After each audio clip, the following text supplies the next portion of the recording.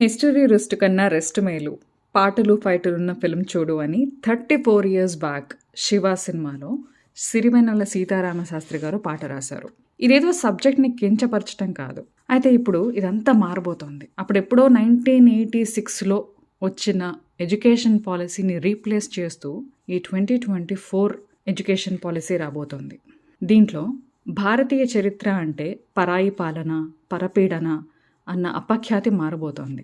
ఈ విషయాన్ని నేను మొన్న కేరళ ఎర్నాకులంలో జరిగిన కాన్ఫరెన్స్లో మాట్లాడాను. ఇప్పటి వరకు స్కూల్స్లో, కాలేజెస్లో చెప్పిన పాఠాల్లో అలెగ్జాండర్ వచ్చి భారతరాజుని ఓడించాడు, గ్రీకులు వచ్చి ఓడించారు, గోరి 17 సార్లు దండయాత్ర చేశాడు, ఇట్లా ఎంతసేపు దోపిడీదారులని, దురాక్రమణ చేసిన వారిని గొప్ప హీరోగా చేశారు.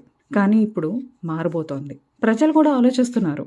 ఇన్ని వేల సంవత్సరాలుగా భారతదేశం ఓడిపోతూనే ఉంటే అసలు ఈ దేశం సంస్కృతి ఉనికి ఎట్లా నిలబడింది?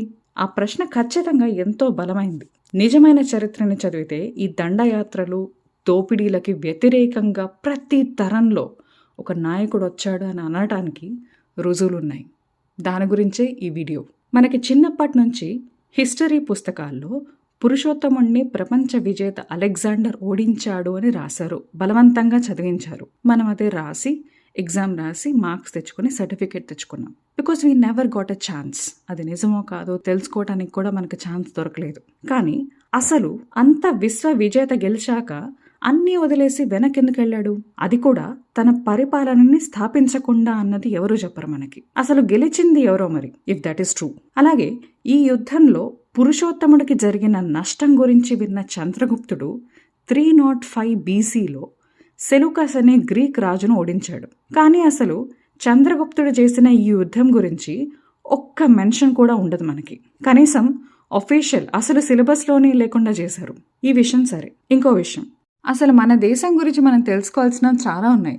అన్ఫార్చునేట్లీ మన దేశం అంటే మనకు గుర్తుకొచ్చేది మేజర్గా అయితే August 15th, January 26th, తర్వాత క్రికెట్ మ్యాచెస్ ఉన్నప్పుడు, మిగతా టైంలో. బట్ ఇక్కడ నేను ఉంటున్న ప్లేస్లో, మేము స్వీడన్లో ఉంటామని చెప్పాను కదా, ఇక్కడ ఏంటంటే ప్రతి ఇంట్లో జెండా ఉంటుంది. అది ఈ మధ్య మనకు కూడా ఇండియాలో కూడా ఇంప్లిమెంట్ చేశారు. నేను దానికి చాలా హ్యాపీగా ఉన్నాను. అట్లాగే వీళ్ళ స్కూల్ హిస్టరీ బుక్స్లో అయితే చాలా క్లియర్గా అసలు వాళ్ళ కంట్రీ గురించి కానీ, వాళ్ళ హెరిటేజ్ గురించి కానీ ప్రతి ఒక్కటి హైలైట్ చేశారు. కానీ మన హిస్టరీలో మాత్రం ఇట్లాంటివి అండ్ వ్యక్తిత్వ వికాసానికి కావాల్సిన ఇంకొన్ని పాయింట్స్ మొన్న నేను మాట్లాడుతూ కాన్ఫరెన్స్లో చెప్పింది ఏంటంటే, ఆది శంకరాచార్య మాకు ఈయన గురించి వేదాంతం అనే టాపిక్ చదువుతున్నప్పుడు, ఇండియన్ ఫిలాసఫీలో వేదాంతం, షడ్దర్శనాల్లో వేదాంతం కూడా ఒక టాపిక్. ఆ టాపిక్లో ఆది శంకర గురించి మాట్లాడుతూ ఆయన ఇచ్చిన కాంట్రిబ్యూషన్స్ గురించి కొన్ని పాయింట్స్ డిస్కస్ చేసుకున్నాం. దాంట్లో ఫస్ట్ మాట్లాడుకున్నది ఏంటంటే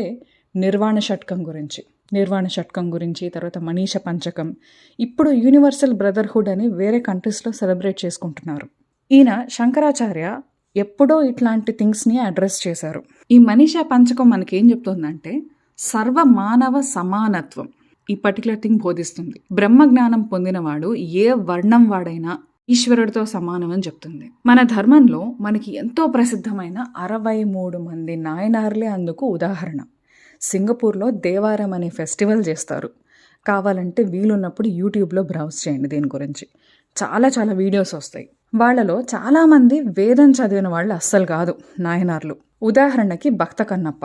కానీ శివారాధన ద్వారా వాళ్ళు ఈశ్వర సమానత్వాన్ని పొందగలిగారు. మన దేశంలో ఇంచుమించు అన్ని పురాతన శివాలయాల్లో నాయనార్లకు మనకు దర్శనం ఇస్తారు. వాళ్ళు ఇచ్చిన శివస్థుతులని దేవరం అనే పేరుతో ఈ రోజు కూడా పాడుకుంటారు. ఇట్లాంటి ఎన్నో స్ఫూర్తిదాయకమైన విషయాలు ఆది శంకరాచార్య మనకి షేర్ చేశారు. దానికంటే ముందు చాలా మందికి డెసిషన్ తీసుకోవాలంటే ప్రాబ్లము, వాళ్ళకి ఏది నచ్చుతుందో తెలియదు, వాళ్ళు ఏం కోర్స్ చేయాలో తెలియదు, వాళ్ళు ఏం చేస్తే హ్యాపీగా ఉంటారో కూడా తెలియదు, స్ట్రెస్ ఎక్కువ ఉంటుంది, ఎట్లా హ్యాండిల్ చేయాలో తెలియదు. బికాస్ ఏం చేస్తే వాళ్ళు హ్యాపీగా ఫీల్ అవుతారో కూడా వాళ్ళకి తెలియదు, ఎంతవరకు పనులు ఒప్పుకుంటే వాళ్ళకి స్ట్రెస్ ఉండకుండా ఉంటుంది. ఇవన్నీ తెలియాలి. మన రెగ్యులర్ లైఫ్లో మనకి తెలియాలి అంటే అసలు మనమేంటో మనకు తెలియాలి. అది తెలియాలంటే నిర్వాణ షట్కం డెఫినెట్లీ హెల్ప్ చేస్తుంది. ఈ నిర్వాణ షట్కం అసలు ఏం మాట్లాడుతుంది అంటే ఏది మనం, ఏది మనది కాదు, ఏది ఎంతవరకు మనతో ట్రావెల్ చేస్తుంది, ఏ విషయం మనల్ని ఎప్పటి వరకు ఇంపాక్ట్ చేయగలుగుతుంది, దేని వల్ల, ఏ టాపిక్స్ వల్ల మనకి నష్టం జరగదు అని ఇమోషన్స్ కూడా కొంచెం హ్యాండిల్ చేసుకునే అట్లాంటి వాటికి టిప్స్‌గా పనికొస్తాయి మనకి. మనందరం డెవలప్ అవ్వాలి అంటే ఫస్ట్ మొన్న ఆత్మనిర్భర్ భారత్ ఇట్లాంటివన్నీ మనం వింటున్నాం.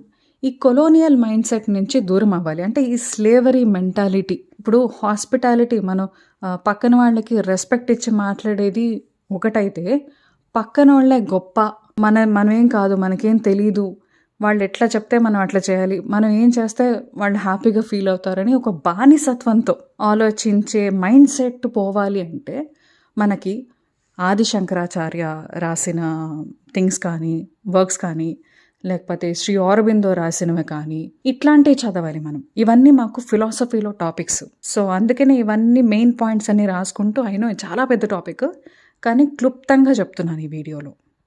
Thank you.